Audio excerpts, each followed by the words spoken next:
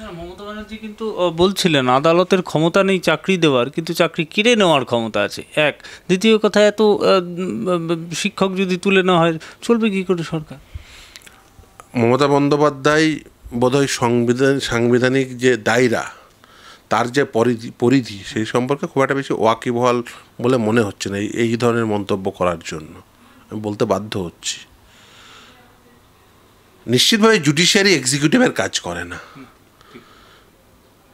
আপনাকে নির্বাচিত করেছে মানুষ ভোট দিয়ে এই কারণেই যে আপনি সেই পলিসি ডিসিশন নেবেন যে আপনি শিক্ষক নিয়োগ করবেন নাকি সেই পয়সায় আপনি রেড রোডে চেয়ার, মানে বড় সিংহাসনের মতো একটা চেয়ার লাগিয়ে বসে থাকবেন, আর আপনার সামনে কোটি কোটি টাকা খরচা করে আপনার সামনে টলিউডের লোকজন ধেই ধেই ধেই ধেই করে নাচতে নাচতে যাবে।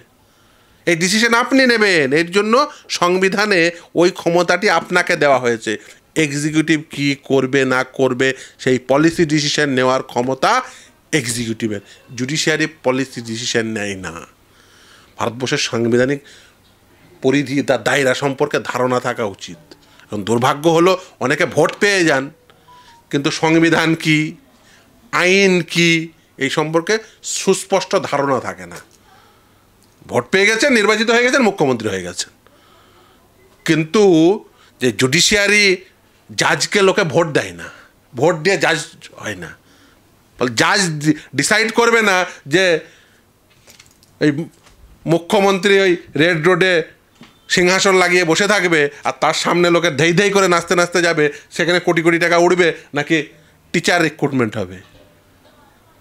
এটা ডিসিশন হচ্ছে, পলিসি ডিসিশন হচ্ছে এক্সিকিউটিভের, যে সে পয়সাটি কোথায় খরচা করবে, টিচার নিয়োগে নাকি সে নেত্য দেখার জন্য সে পয়সা খরচা করবে, মানে এন্টারটেনমেন্টের জন্য, মুখ্যমন্ত্রীর এন্টারটেনমেন্টের জন্য সেটা খরচা হবে কিনা, এটা সেই যে ইলেক্টেড হয়েছে, যে মুখ্যমন্ত্রী হয়েছে, সে ঠিক করবে, এক্সিকিউটিভ ঠিক করবে। আমি বোঝার সুবিধার জন্য এই উদাহরণটি দিলাম। এখন বুঝতে হবে যে জুডিশিয়ারি কী কাজ করে, এক্সিকিউটিভ সঠিক কাজ করছে কি বেঠিক কাজ করছে, সাংবিধানিক পরিধির মধ্যে করছে কি না, আইন তৈরি করলে সেই আইনটি সাংবিধানিক পরিধির মধ্যে তৈরি হয়েছে কি না, এটা দেখা জুডিশিয়ারির কাজ। আমাদের সংবিধানে কাজও নির্দিষ্ট করে দেওয়া আছে। উল্টে যদি এই কাজটা যদি কাল থেকে যদি ধরুন জুডিশিয়ারি এটা ঠিক করে যে না,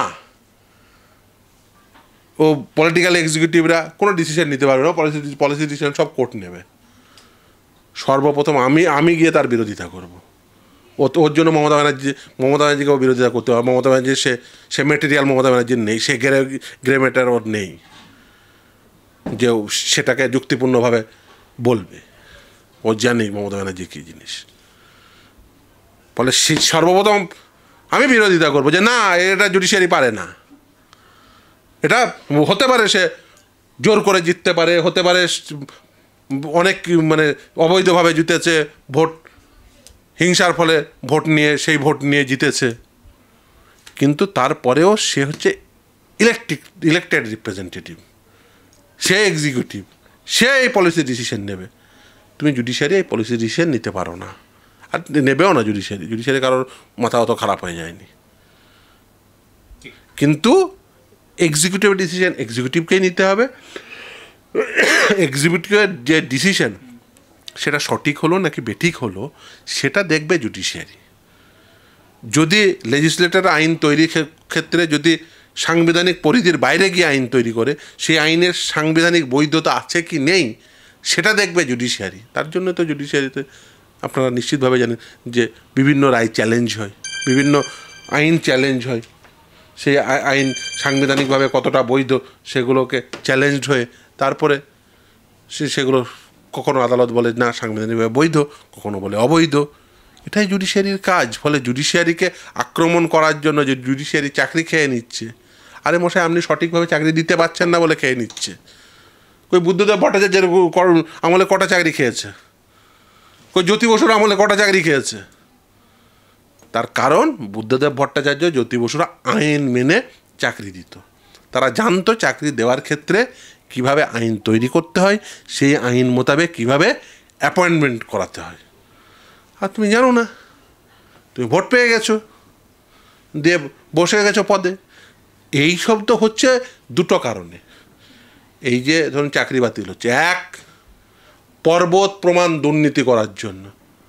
যে খাতা ভর্তি করে এলো তাকে চাকরি দেবে না, যে খাতায় একটিও কালির আঁচড় নেই তাকে চাকরি দেবে, দিয়ে বলবে জুডিশিয়ারি চাকরি কেড়ে নিচ্ছে। তার কারণ তোমার দলের লোকজন পয়সা নিয়েছে।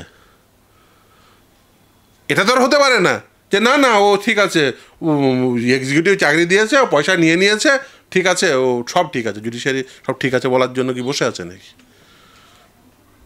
জুডিশিয়ারি আছে। তুমি যদি কেউ মামলা করে, কেউ যদি দেখা যায় যে হ্যাঁ সে যে সিলেক্টেড হয়েছে বা অ্যাপয়েন্টেড হয়েছে তার থেকে বেশি নাম্বার পাওয়া সত্ত্বেও অ্যাপয়েন্টমেন্ট পায়নি বা সিলেক্টেড হয়নি, তাহলে নিশ্চিতভাবে জুডিশিয়ারি ইন্টারভিন করবে সেখানে, সেটাই স্বাভাবিক নিয়ম। কিন্তু জুডিশিয়ারি যদি তুমি মনে করো যে না তোমার মন পছন্দ হচ্ছে না বলে যা ইচ্ছা তাই বলে যাবে, এই জিনিস চলতে পারে না।